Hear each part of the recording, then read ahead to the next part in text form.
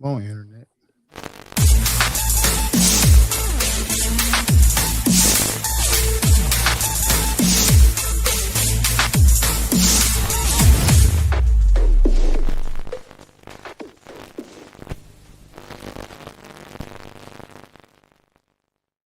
Yo, and we are back for another episode of the FairWeather Fan Podcast. I'm your boy EC22. Welcome back, J-Dub in the house. D-Way, what's going on, fellas? Hey. What's up, J-Dub? Bro, it's a rare occurrence nowadays. It's so busy. I'm glad y'all forget that I'm an hour behind y'all. So it's the 5 o'clock dinner pickup, sports drop off, training rush. I'm just glad to be able to sit down right now. Man, got the Three Stooges back in the house, so it's all good. It's all good. Right. Hey, y'all, this is the FairWeather Fan channel, man. Please, before we go any further, I need you to do a couple things. I need you to like. I need you to subscribe to the channel, and I need you to share this content. But most of all, I need you to leave comments so you can do what? Join this conversation, and we about to have some conversation today. This is going to be a high-paced episode because we got a lot to cover, but we just going to go ahead and do what we do. Y'all know how we get it down. Starting out with MLB. Whoa, that guy. D-Way, Joe, Adele, what's going on with this cat? This cat is on something else, man. What's going on? I don't even know where to start, man. I'll give it to somebody else. I don't even know what to do with it. brother, that ain't the cat who stole 3 home runs last night on that board, is it? Who we talking about? Yeah. Okay, yeah. That's ridiculous. That's ridiculous. So obviously it has to come to him in that situation, but to pull that play off 3 times in the same game, that was pretty impressive. And the last one? Yeah. The last one was like he had some kind of superpower. It was crazy. Didn't he hit a home run or something too? I'm starting to wonder. I used to watch that movie back in the day, Angels in the Outfield. Where they had some superpowers. I mean, I don't know. Joe May had a little something with him last night, man. That was awesome. Yeah, that was pretty cool. Yeah, that cat right there. I mean, they said this haven't been done in a while. They was talking. I heard the guy. They was talking about the numbers. They were talking about usually when it comes down to home run saves, typically it's about like maybe in 162 games you may get anywhere between 4 to 8. You know what I'm saying? And this guy got 3 in one day, so that is crazy. I feel like Mike Trout did it 2 times in a game, a couple times a few years ago, which is another Angel. Maybe there really is angels in the outfield out there. Exactly. All right, man, let's go on to some not WNBA. I'm so sorry, y'all. Some Final Four action, man. Listen, the women's Final Four is there. You know, we seen it. We all seen it, whether we like it or not. We seen what we seen. So, man, Geno, let's go ahead and get him out the way because we need to go ahead and get him out the way because I ain't happy with him right now. You know what I'm saying? With what he did. Who wants to go first and give him the love and attention he deserves? I'll go first. I ain't giving him no love and attention, but I'm not going to give him any hate either. I don't know everything that transpired. I know what they told us. I know that's 2 highly competitive coaches at the top of the game. Something was said. Somebody's feelings got hurt, so Dawn said earlier today, though, that they've talked and she wants to turn a page and she wants everybody to stop talking about it. I'm like, you know what? Let's keep moving. The continued class and character and professionalism of the great Don Staley continues. For sure. Ooze out of the bottle. So my understanding, he said, you can correct me, was that Geno was a little bit up in his feelings after the game because.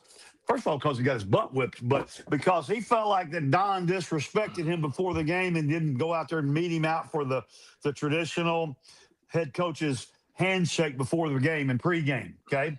Now, having said that, then I want to hear your take on it. Like I told J-Dub, if Connecticut would have beat South Carolina as bad as South Carolina beat Connecticut, that would have never even been brought up. That would never have been talked about. Okay. So Geno's just kind of up in his feelings for a minute. But man, before you talk, kudos to Geno for sending an apology out to the entire South Carolina team and staff and everybody. And he came back, did the right thing. So, yeah, that's my take on it. You? Lots of things happen in the heat of the moment. Lots of things happen in the heat of the moment. Yes, sir. And okay, well, I'm going. Well, since I'm going to put some stank on it, then I'm going to go ahead and give him some high level energy. All right. Yes, we always say it on this show, and I say it frequently that competition breeds aggression. We understand that for him to be unhinged, to him to be upset, just with everything that's going on, the way his team played, the way he felt the officiating was going, because he talked about the hard fouls not being called, calls not going his way, all this other stuff. And I get all that. That's part of the game. But he ain't no 5-year coach. Mm-hmm. He ain't no rookie. What we saw was him being in a situation that he don't find himself in all too often. Mm-hmm. He's not new to losing games. He's new to getting his tail whooped.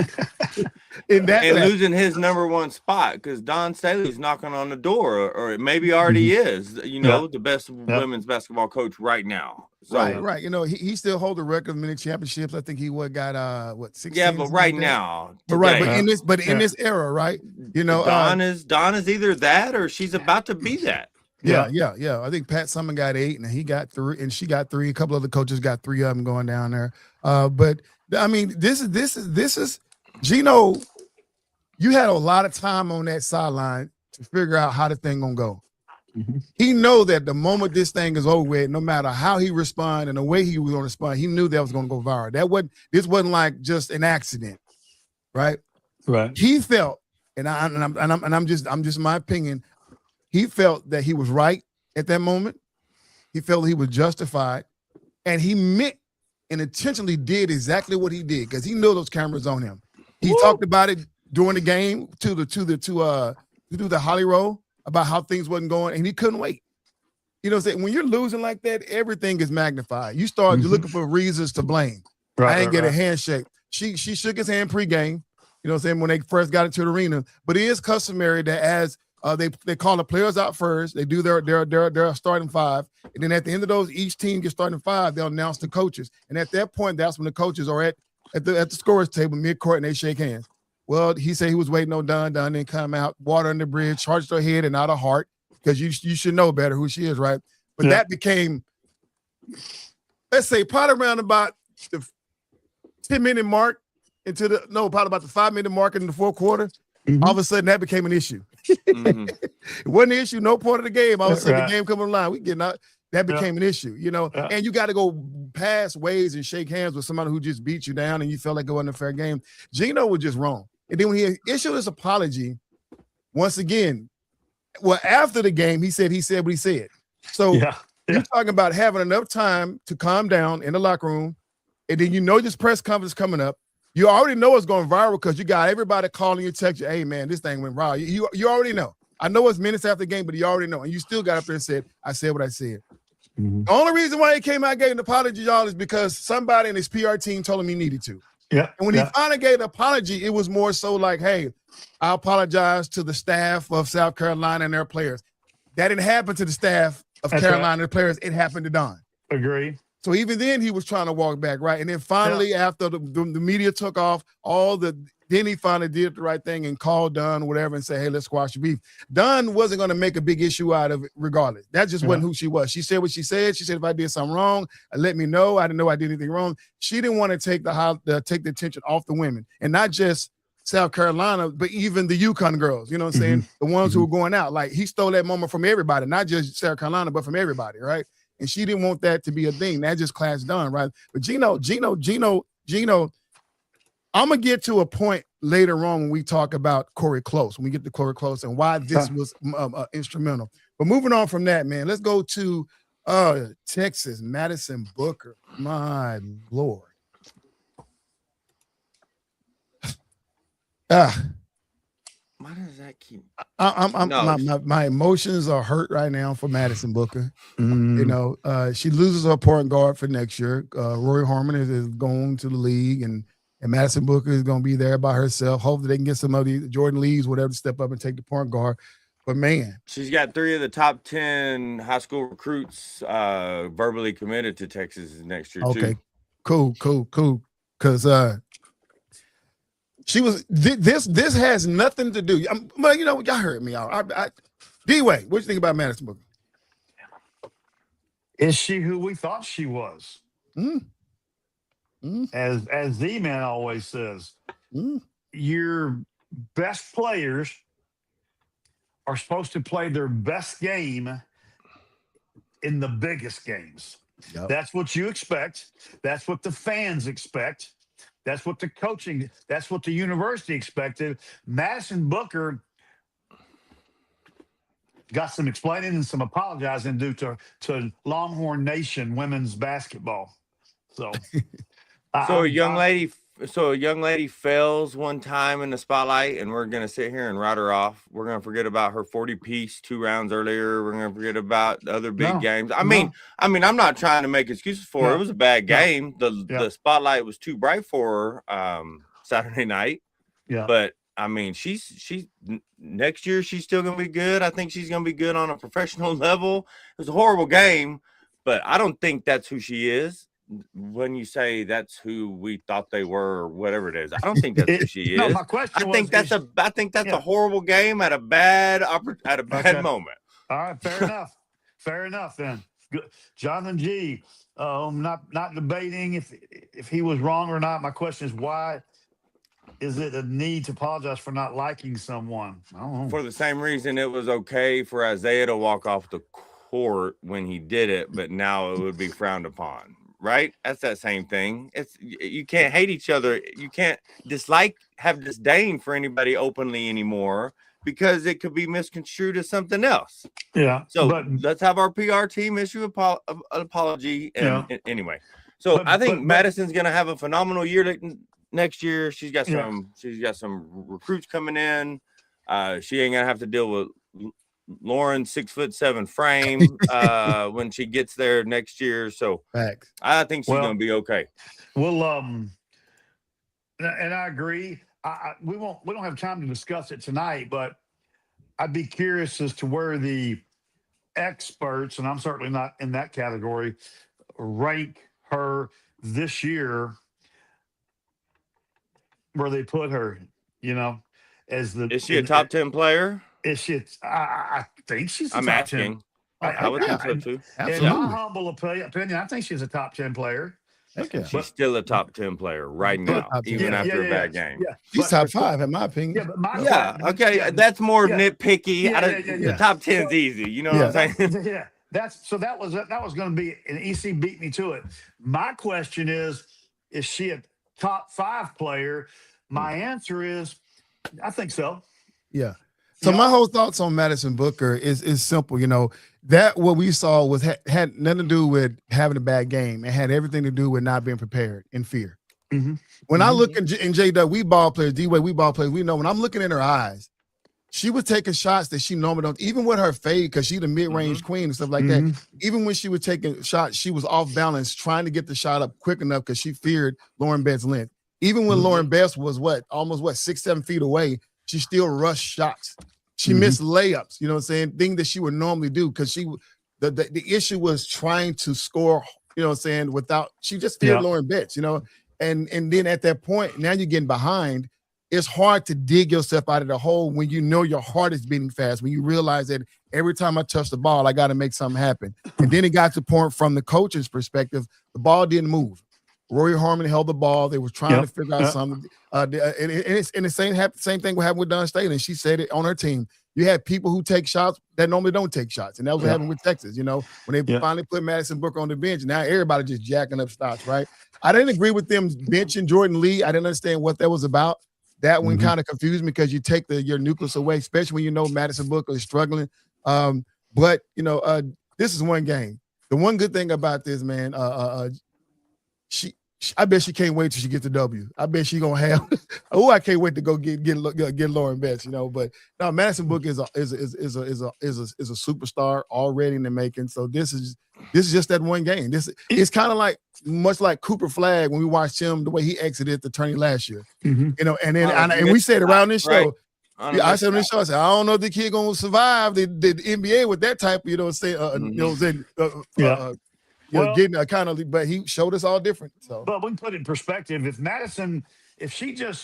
if she just has her average numbers, they still get beat. So it really, at the end of the day, having a bad game versus having just her normal game, they still lose. So, well, when your lead dog is a 50% field goal shooter and she shoots 13% in this game, right? The gravity she pulls from other girls and other girls being able to feed off of her, that wasn't there. So, I mean, I think it'd have been closer. I think UCLA would have still won the game, but I think it would have been a dogfight to the end if she would have been able to be her normal self. Yeah. Okay. I agree. Well, 13 for 23 is what she went. If she would have scored at least 10 for 23, Texas lose that game. Texas win that game. Because once you get your star player going, remember everybody else clicks. When your star player is off, everybody is trying to supplement scoring, right? That's what Cadeau's saying. So but you can believe that narrative if you want to. You see that they win. I mean, it doesn't matter if you believe it or not. It didn't happen. I know it didn't happen, but I mean, because you got to think about the defense was solid. Right. The defense was solid. And you talking about it wasn't like they beat them by 20, right? Right. The game stayed relatively close, right? Towards the end, right? And it's at the point to where now it's all about possession. Those few little points and fouling at the end of the game is not the totality of the game, right? When they started fouling and getting those extra buckets and stuff like that, the game was still relatively close, to between 10 to between 9 and 11 points, right? And so if you talking about if Maddison Booker get 7 more shots, that's 14 points. That's the game. Right, because the defense was solid, and then you start getting other players involved. You start getting Jordan Lee involved. Roy Harmon is getting left wide open because they got a double team on Maddison Booker. It's a different game. They just never got into it, and that was the issue with the whole thing. Well, if I'd have made that double play in the 4th grade, we probably wouldn't be having this conversation. Listen, let's not play that game. Let's not play that game. Things change every possession. South Carolina, Big Five. Joyce Edwards, Taniyah Lotson, Avery Johnson, Tessa Johnson, and Medina Gott. What happened? This is their starting 5. How many of the starting 5 of these girls listed were transfers? Was 4 of them? 3 of them? I know Joyce has been there. I think Avery's. I don't know. Don't give me the line. I lose track of. I know that. Tessa, and I know Tessa for sure. And Joyce has been there. Now the other ones I don't know. Man, Tessa can ball. She can ball, man. I love her game. Unfortunately, Z-Man. I think Maddison will be fine. Texas just met a great team with size, great shooters. Indeed, sir. Indeed, sir. The way the game went down. Yeah, just the way the game down. And we see good teams get beat by teams they shouldn't lose to, and that's just kind of what happened. I don't think that UCLA is the better team, but I don't think they're the better team on paper. But they was a better team in this tournament, straight up. But can we say they were an evenly matched team? 2 teams worthy of playing each other? I think that's all we really are looking for by the time we get down to the Final Four. We want it to be where all 4 of them have a chance, huh? Evenly matched, Lauren Best would say something different. Evenly matched. Ain't nobody else thought they're 6'7". That's a whole no. Of the South Carolina Big Five. Who's what classification are they? Juniors, seniors? What are they? So Taniyah Lotson and Avery Johnson and Avery, they're coming out. Joyce Edwards is a sophomore, and I think Tessa is a junior or something. I think Tessa's a junior. Yeah, so those only 2 coming out. Projected to go first round. That's ironically both of them, Taniyah Lotson and Avery. So that it is what it is, right? But this one right here, it troubled me when I'm looking at their starting 5 because they had no chemistry. They didn't know what to do. They're standing around watching each other. It was almost like they was expecting, like Joyce is expecting Avery to score, Avery expecting Taniyah to score, Taniyah expecting Tessa to score. They throw the ball in the paint to Medina. She got a few little early buckets, but then it all just went away. Then her defense got suspect. I mean, there's only so much you can do with Joyce Edwards because she kept getting out of place in the whole game. And then when they went to their bench, it just all went to crap after that. Yeah, but these are the women that has been the talk of the whole tourney, especially in that UConn game. And all of a sudden they come in this big game. Because whether you lose to UCLA is one thing, but the way you lose, Nah, that right there, that was kind of frustrating. They didn't come to play. They did not come to play. Yeah, but Don said it. Don just like, hey, these things happen. Big moments happen. And that's a tough team. And you got to understand, not only is UCLA really good, but they were great that night. Okay, they were out of their mind. Everything was clicking, and so you take a South Carolina team that comes in a little overconfident and not locked in and not focused, and then you couple that with a UCLA team that's playing out of their freaking mind, and we saw the outcome, gentlemen.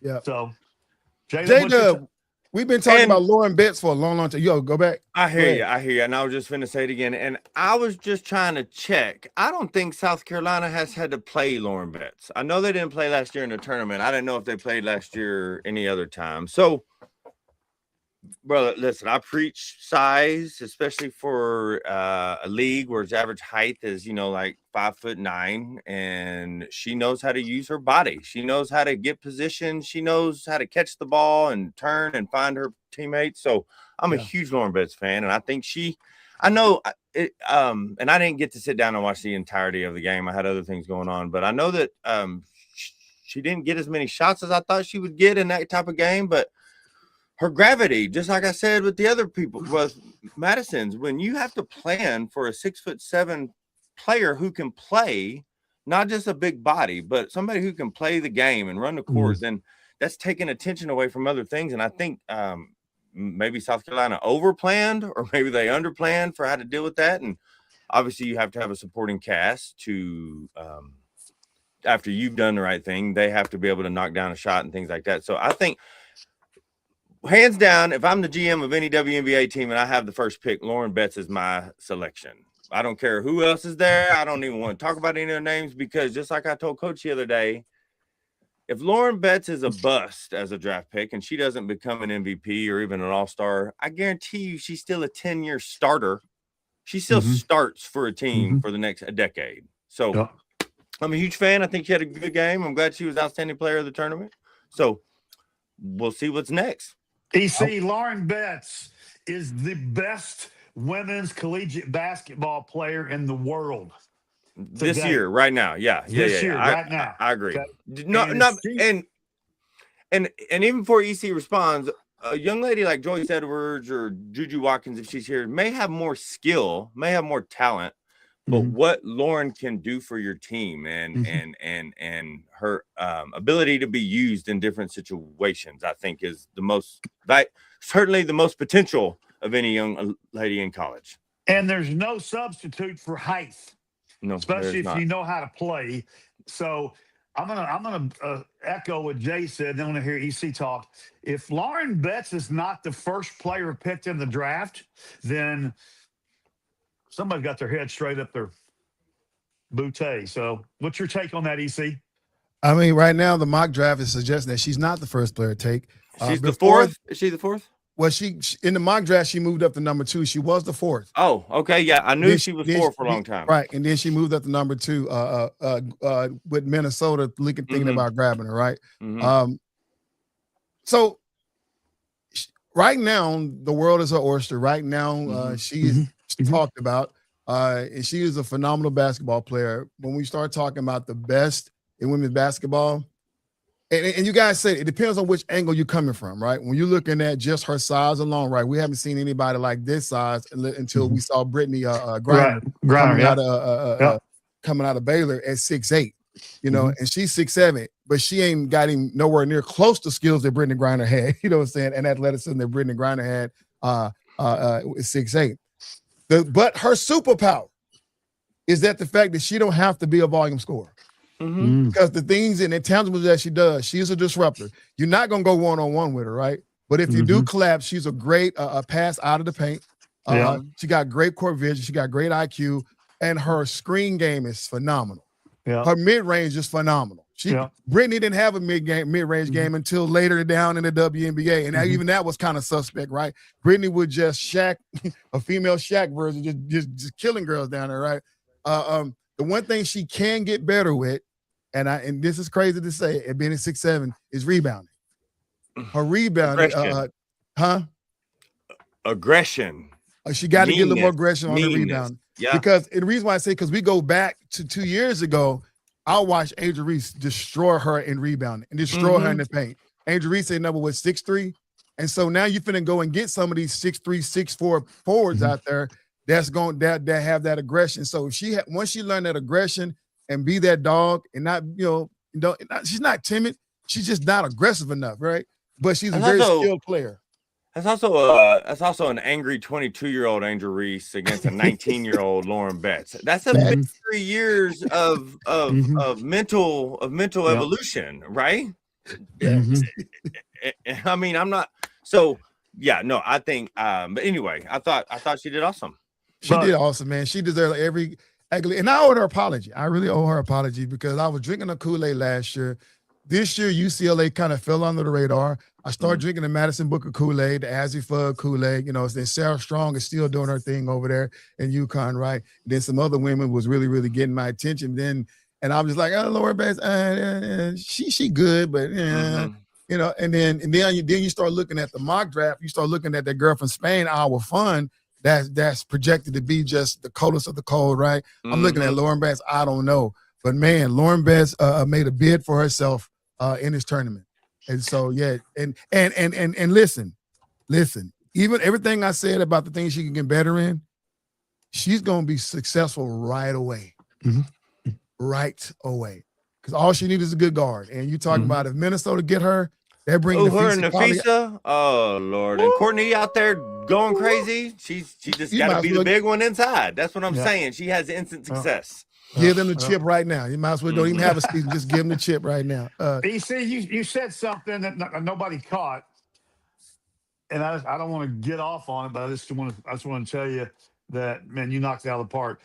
Her IQ is off the chart, man. Yeah. Okay, and so that alone can make up for so much of the other things that she may or may not do well. And we know she's going to have good work ethic, and she's just only going to get better. So I'm a fan, bro. Yeah. So go ahead. The biggest thing coming out of this UCLA championship, obviously a lot of us was rooting for Don to get off fourth and stuff like that. But when you look at Cori Close, 15 years. And just what she have meant to women's basketball. And Don Staley said it, and she took the words out of my mouth. They'll just follow in Cori Close career. If you watch Cori Close, there's something familiar about the way she coaches.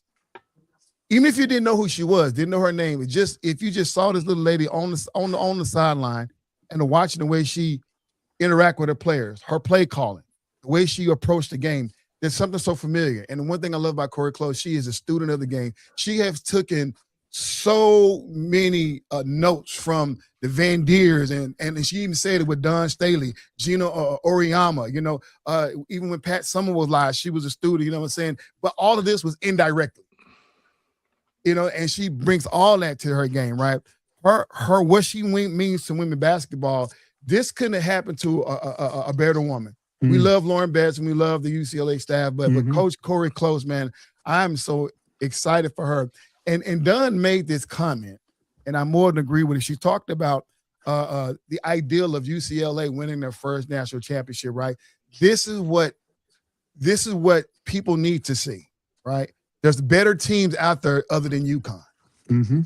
And there's better teams out there other than South Carolina. There's better teams out there other than a Juju Watson-led USC, right?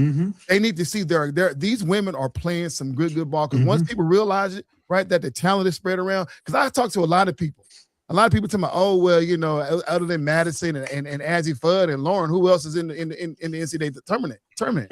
I'm like, you ain't watching. You're not watching, you know what I'm saying? But that comes with that. But now that UCLA have won, right, people are going to be watching. Now that we saw, saying how far, now we know that UConn can be beat, you know what I'm saying? And, Texas is coming up, you know what I'm saying? You're looking at Oklahoma and what they're doing. Just all them teams in the USC, right, are really, really doing their things, right?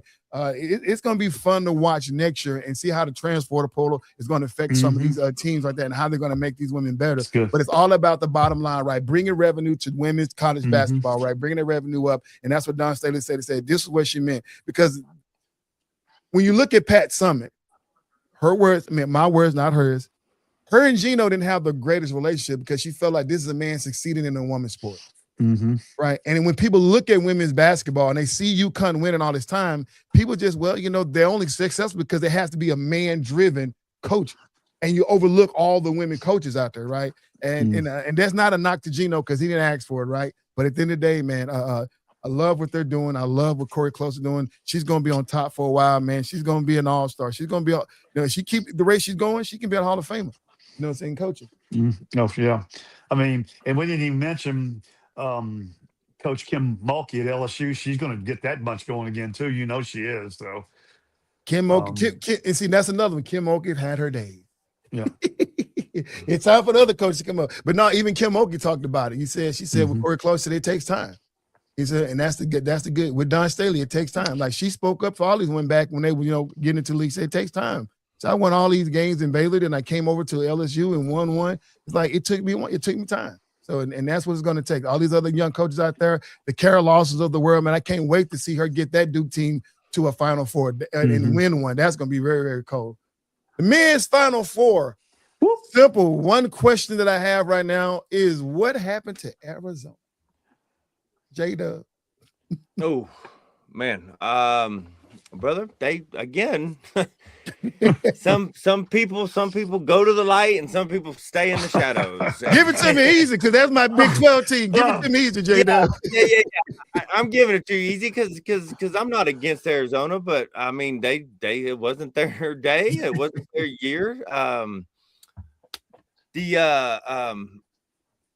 They came up against a bunch of dogs that they weren't ready to fight in the backyard with, if that's a good analogy to say it with, right? That was this Michigan team was mean, and not in a bad way. They were aggressive. They played defensive aggressive. Y'all remember how you'd be in the middle of the third quarter of a game at whatever level everybody played, and you're like, man, I just wish he would give me a break for one play. Right. Break to anybody the whole tournament. And, that's why they get to hang the banner. And I think Arizona just ran into some boys who wanted it more than they did. Yeah.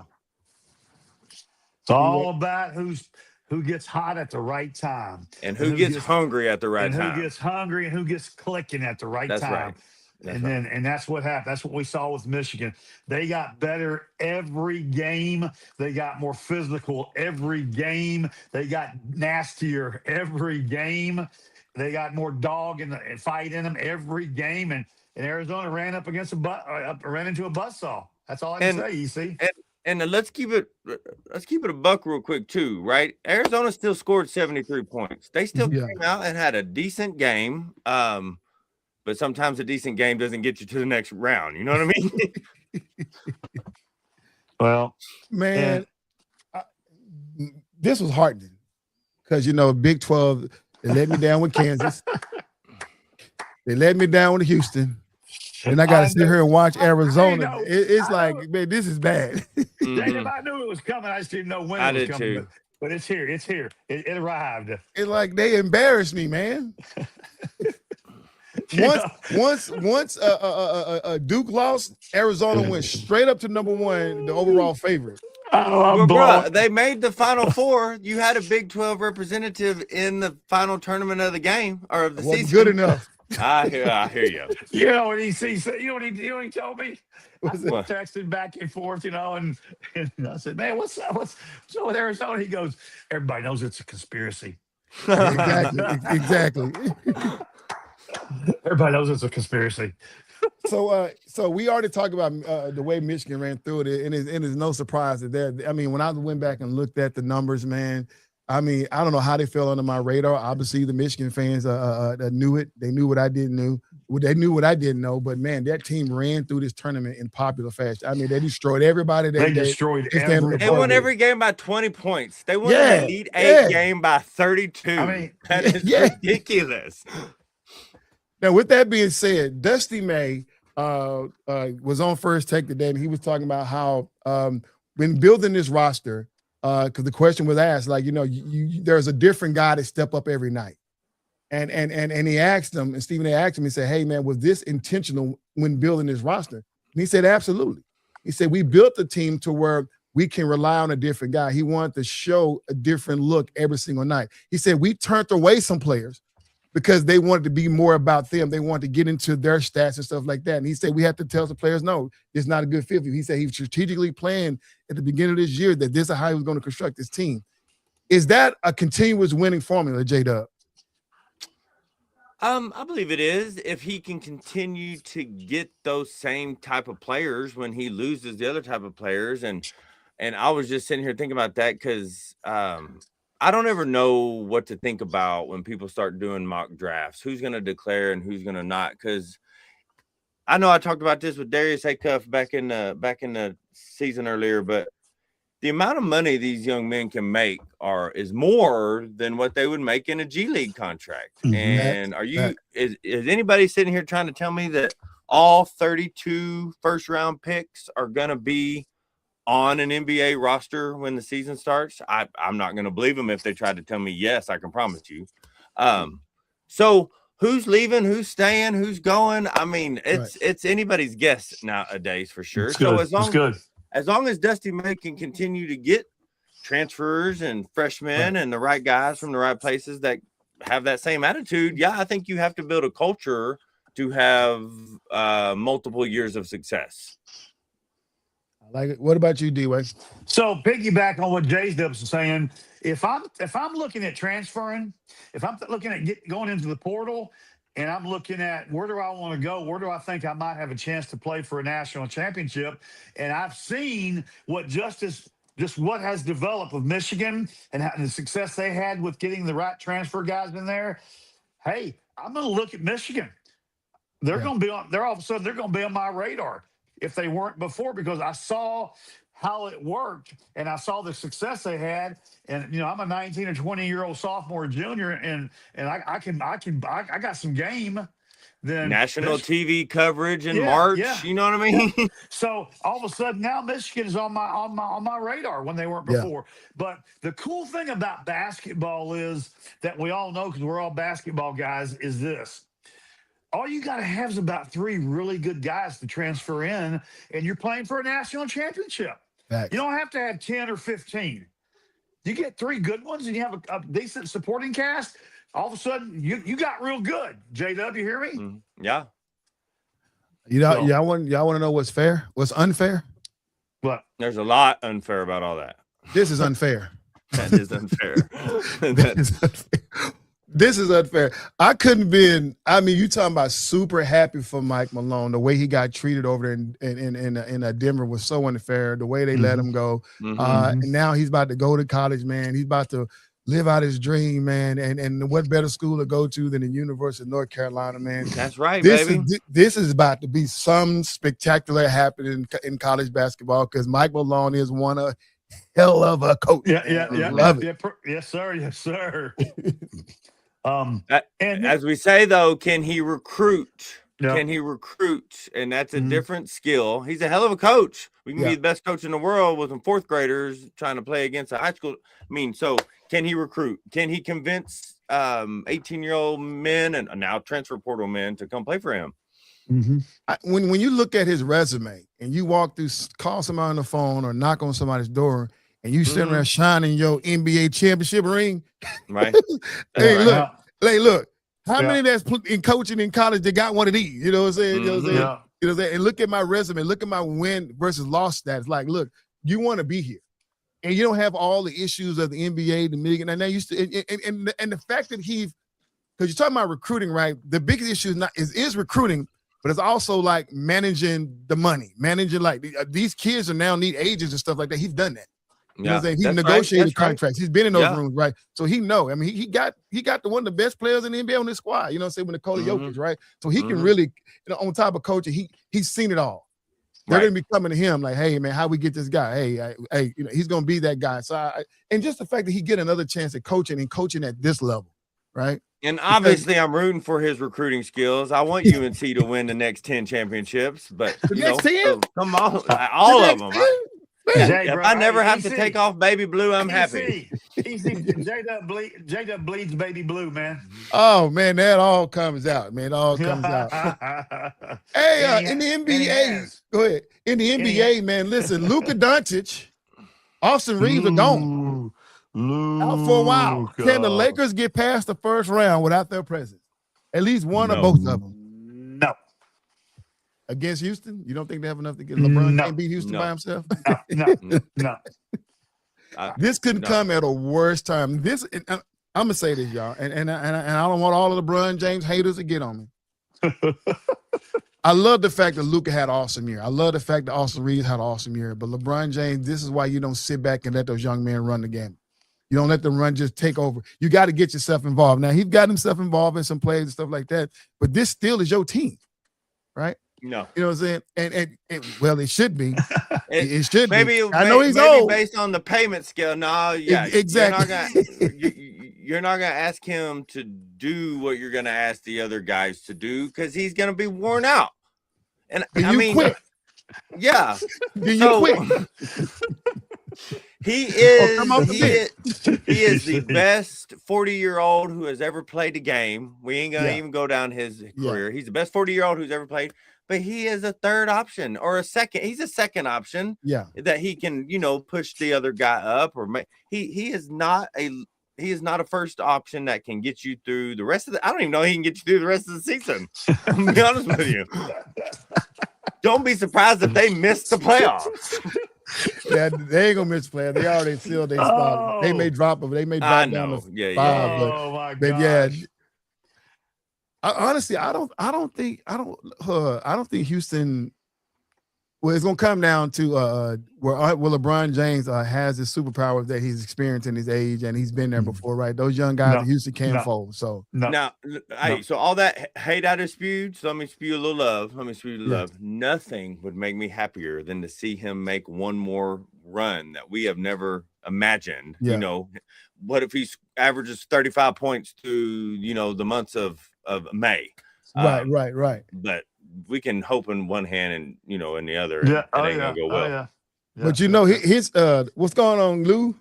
What's going on, Franco? What's up, Franco? He said the Lakers are done. Lakers are done. Are done. They might as well just quit playing. I swear. Big Daddy. Yeah, I couldn't have said it better myself, brother. Lakers are DUN. Hey, man, LeBron James' biggest fear is going to be Ime Udoka because they don't like each other. And Ime Udoka is not going to let LeBron James alone beat him out in the playoff game. He's like, no, he's coming for him. No. Oh, man, listen, Rookie of the Year. This one right here got me scratching my head because I didn't know anything about Con Canepa. I didn't know anything about him. And all the highlights, all the media attention, all the fanfare Flag have gotten, all of a sudden, they said after the game they had against the Lakers, all of a sudden Flag took the #1 spot for Rookie of the Year. How did he not have it this whole time? Who is this kid, Con Canepa? I don't look. He's got more three-pointers than any rookie in NBA history. He's already doing that. But he ain't averaging more points. No, they're right there. I don't think they're far from each other. Are they? He's 18. I think what's his name, like 21 or something like that. So it ain't far. But he ain't got no highlight reel. I ain't seen it because it's all soft. It's all good, Sean. All good, Sean, man. It's all quiet points. Glad you're on, bud. But there's an easy answer since both of their teams are about the same. I know Charlotte's barely in the playoffs and the Mavericks are out, but since they're the same, it's time to have another co-rookie of the year. It's been since Grant Hill and Jason Kidd. Oh my gosh. Aren't they close enough? That we just give them? And they played on the same college team, and they were roommates, all that stuff. But I'm just saying, if Charlotte was sitting here at the third position, and Con was a big reason for that, it's a different argument. But one's 8th and one's eliminated. They're 11. So I think you just give it to each of them. So what you're saying, give it to each other and let them figure it out in a celebrity boxing match. Ooh, I like that even more. Yeah.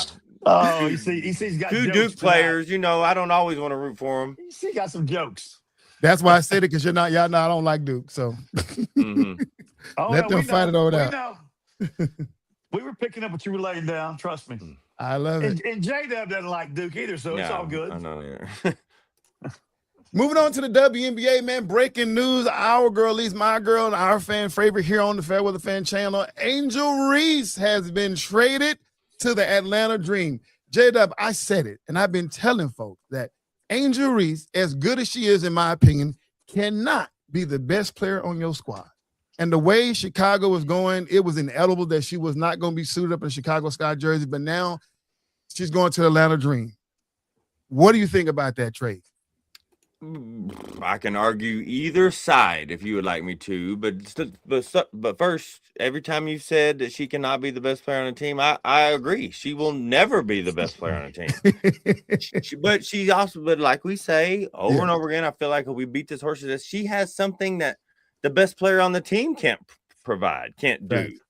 But she's not going to be Collier. She's not going to be Stewie. She's not going to be anybody who can lead the team to a championship by herself. However, she does have intangibles that make that young lady's job that much easier. Okay. Right. But I wish her success. I'm not an Atlanta Dream fan per se, but I wish her success. I hope she does well. I don't know if did Chicago want rid of her as much as she wanted out of Chicago. And I don't know what happens in the back room. You know, her and Cardozo were rivals in college. Maybe they couldn't get along in the locker room either. So I hope she finds success in Atlanta, but she needs some help still wherever she goes. D-Way, D-Way, hold up, D-Way, I got a question for you. Is she worth 2 first-round picks? No, she's not. I should have said that already. I feel like Chicago got. Sad. Let me finish. I'm sad, and I'm mad, and I'm frustrated. And I'm beside myself right now. I told J-Dub that I had an epiphany the other night. I ain't hating on her. I love her. I had an epiphany the other night that before the trade even got that Angel Reese would be playing for the Indiana Fever with one Caitlin Clark this next year, and they would run the gauntlet. Yeah. And so I'm disappointed. My epiphany didn't come true. I'm gonna tell you right now, man. She's not worth 2 first-round draft choice. I love this trade. When I saw this trade, I almost came out of my seat because I'm looking at over the Atlanta Dream, right? I'm looking at the fact that they have Tahina Powell, South Carolina point guard over there. She's under rookie contract. Angel Reese still under her rookie contract, right? And then you're looking at Alicia Gray and Ryan Howard under contract. Well, they're not under contract, but they're free agents, right? We know that Alicia Gray and Ryan Howard are BFFs. They got the little social media thing together, so pretty much they probably want to stay together, right? You don't have to pay Angel Reese right now, at least a max contract because she's still on her rookie. She's going to get her $500,000 regardless, right? She ain't got to do nothing. That's already guaranteed, right? And you're looking at Tahina Powell. She's the same way, right? When you're looking at trying to figure out who's going to get a max contract between Howard or Gray, they still got money. You're talking about a $7 million salary cap. I think they can build a great team around it. We already know the relationship between Alicia Gray and Angel Reese. They're BFFs. So if they can keep those women together, keep your point guard, keep Ryan and Alicia Gray, and then add an Angel Reese. Look, BG gone. I love BG. I love Brittany Griner, but you gone.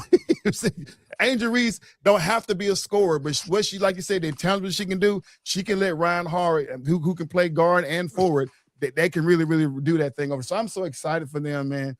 What did he say? He said, per source, there has been so much apprehension between the team and her. Yeah. It all came down last when he said, it continues. There's no love lost when Angel Reese returned for a game. Oh, absolutely. Yeah, I remember at the end of last year, she made a comment. She basically talked about her team, talking about how, they ain't playing hard and da-da-da. That's so right. That went viral. So it was inevitable that she wasn't going to be on that team anymore. Now for Chicago Sky, I don't know what they doing. I don't know. Hey, I got some news for you. Neither do they. They don't know what they're doing either. In the words of Dr. Charmaine Curtis, when I told her about this trade, my wife, I said they still got Camille Cardozo, and my wife, without even breaking stride, said, "Oh, the lazy girl." Ariel Atkins is expected to come back. Haley Van Lith is still under contract over there. She's gonna be their point guard.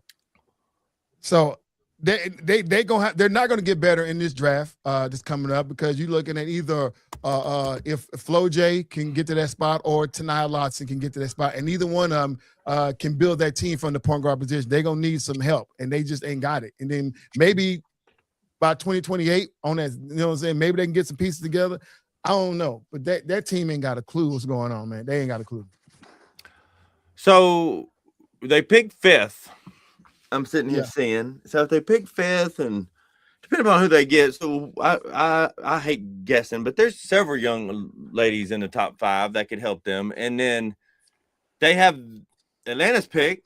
I don't know where Atlanta's picking. Here, they're 13th, no big deal. But next year they'll have their own pick and Atlanta's pick, and we got a bunch of dogs coming out next year potentially. So they don't get Atlanta's pick this year; they get 27, 28.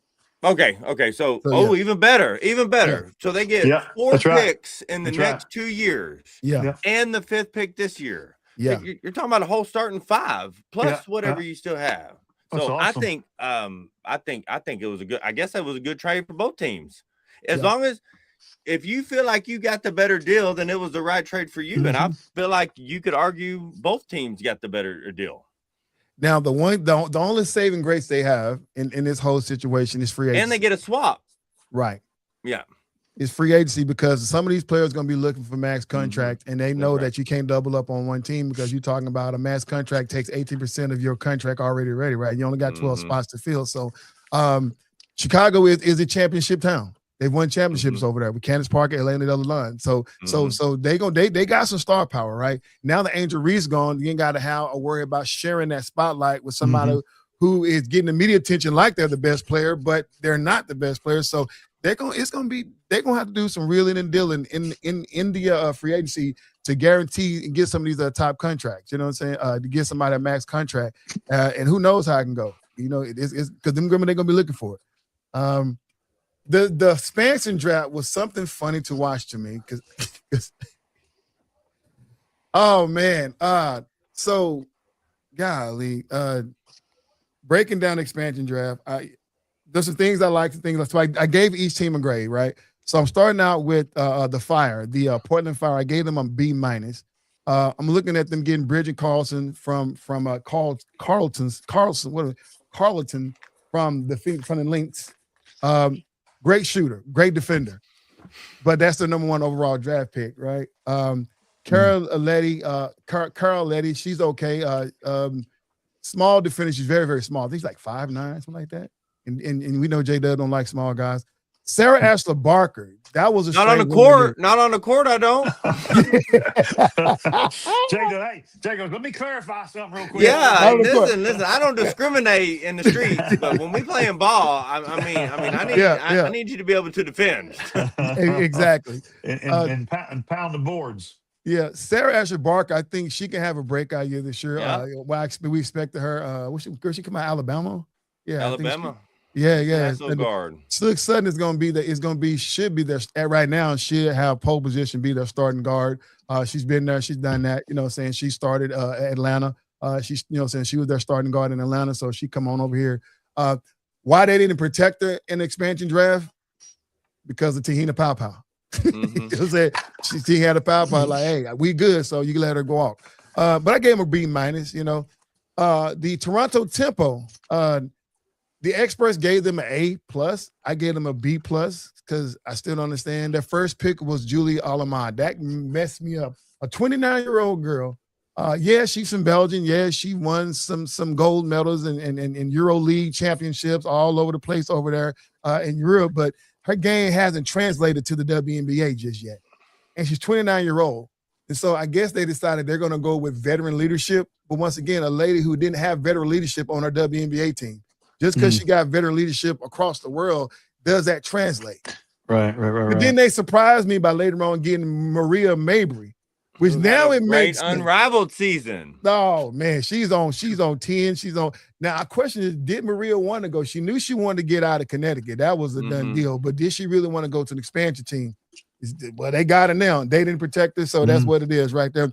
But the real saving grace for me is only getting Maria, but then you go get Naria Sabali.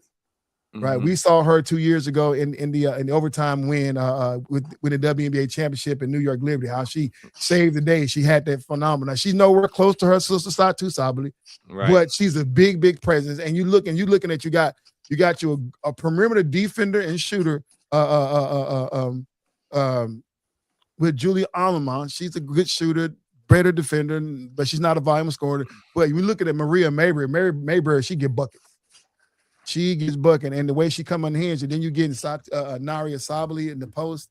I think that's a good team, and then you start looking at how they're going to get their draft picks. Right, once again, there's going to be some women out there. They're obviously going to have to take the best on the board, so they can add some pieces to their roster. Right, so it's going to be crazy to see. With all that being said, I got one question to ask you guys before we close this show. Now that the whole new WNBA has got the collective bargaining agreement out there, and these women about to make more money than ever seen in history, who gets a max contract? Well, so let's scratch off the easy ones off the top. You got to give one to Asia. You got to give one to Nafisa. Yeah. Brianna Stewart. In an optimal thing, Brianna and Sabrina would come to some agreement and split a max. But anyway, both those ladies' names are on the list. As you said, Angel and Caitlin and all them are still on their rookie contract, so we'll be having this topic next year. Yeah. So I mean, but after those, I mean, y'all start arguing. Do you think Kelsey Mitchell? You think Kelsey Mitchell deserves a max contract for the Indiana Fever? Yeah, I mean, she would be the one. She would be the one from there until they try to give one to Caitlin. Does Kelsey Plum get one at this point? I don't think so. Maybe close. I mean, again, I don't know. So you keep saying max contract. What? Yeah, I hear you. And I didn't think I was just about to say. Listen. I have the right to change my mind sometimes. So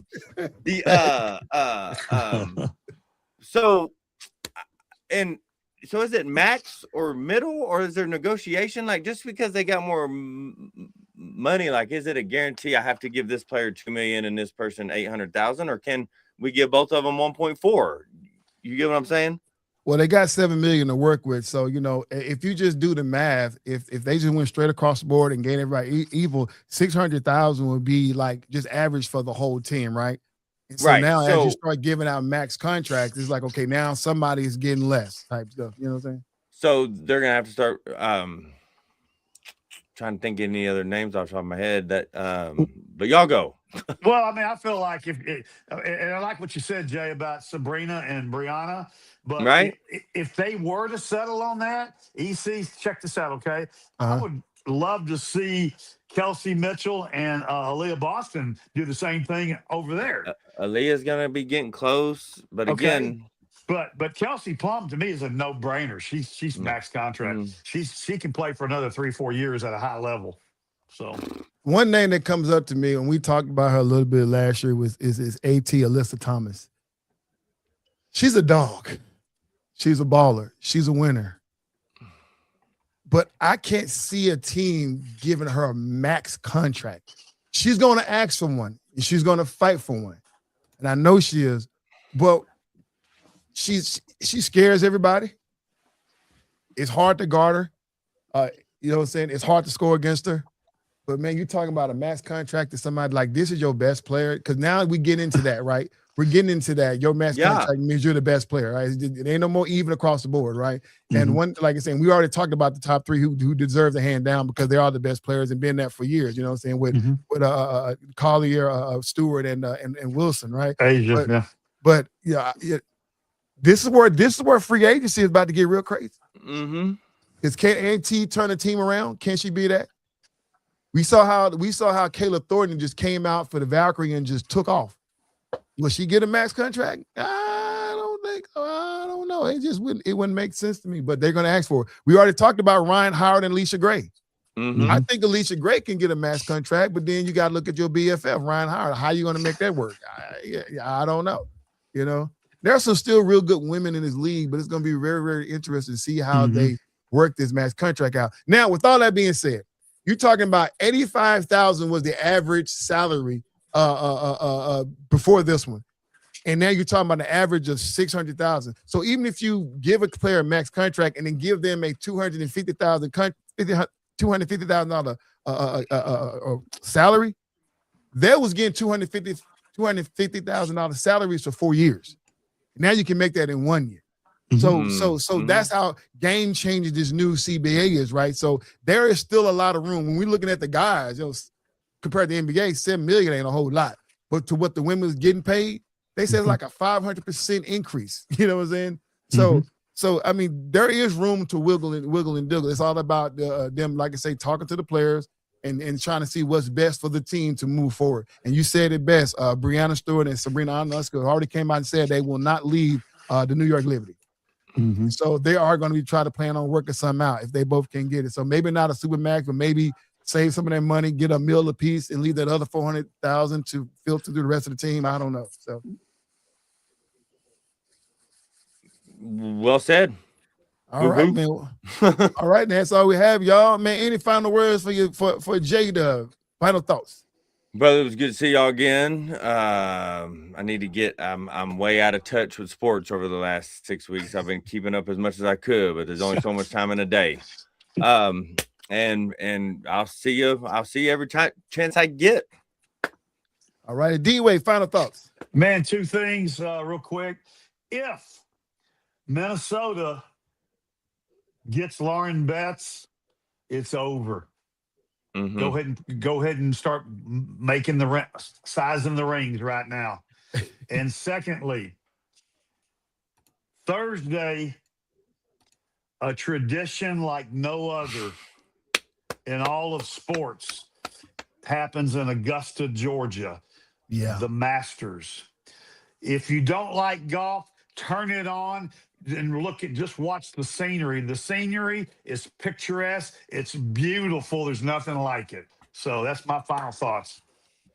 Man, my final thoughts is this guy, Floyd, used to have money, Mayweather. Mayweather. From what I'm hearing and from reports I'm getting right now, that he signed a 3-fight deal. He signed a 3-fight deal and got an advance on the money. And so now the reports are saying that he's trying to back out of the Manny Pacquiao fight for the count of his record. I hadn't heard about any of this. Aren't those two guys about 60 years old each? Yeah. They old. They combined for like 130 years. I don't know.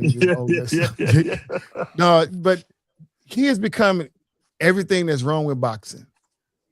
And it's a strong fall from grace because when he was boxing, in his prime, winning all those fights, fighting the Canelo Alvarez and the Marcos Maidana, it's like, man, this dude is really, really, really showing the boxing community how to be a champion as well as control your money, because we know how the boxers was getting money stole from him and stuff like that. And he made everybody proud. And he showed these new boxers how to get their bag. And now they're getting paid a whole lot better than what they got back in our day in the 90s. But now he is spoiling his game. He's killing everything. He's making it not fun to watch when it's like his name didn't have the same ring anymore. And I'm honestly, I'm sick of him. I'm really sick of this dude. I'm gonna echo on something real quick. You just said he showed him how to get their bag. He did. He changed that. He didn't teach him how to keep their bag because he can't keep his bag. So however much money you have, if you spend it all, there ain't no more money coming sometimes. We were talking about it yesterday. We said as much as you talked about Warren Buffett and how much you had conversations with Warren Buffett, you didn't listen. Yeah. You didn't listen. Now I'm sure he still has a garage full of exotic cars for a rainy day, but yeah. But stuff like Bugatti, like when people understand, like once he don't have a signature name, like we start looking at the Rembrandt edition stuff like that, those special editions, you can resell those, but the way he specialized those cars for Floyd, man, it's not gonna have the same ring and resale. Right? It's just not. No. You destroyed the car. It's basically what it is. So somebody will look ahead and buy it. And you can't call him to the front of the class because he didn't have the money to get an Uber to get there. So know. Well, I can't come, and because if he came to the front, I'm gonna send him to the principal. Don't come up here. Just get out. We don't want you over here. Oh, he enjoyed it, man, as always. Y'all, that's been our time for today, man. Thank you guys for tuning in and joining us here on FairWeather Fan Channel, man. Before we get out of here, like we always say, like, subscribe, share, most of all, leave comments to join this conversation. Join us every Tuesday at 6 p.m. for myself, Coach D-Way, and our brother, J-Dub. Welcome back, man. This has been the FairWeather Fan Channel, man. Until next Tuesday, we are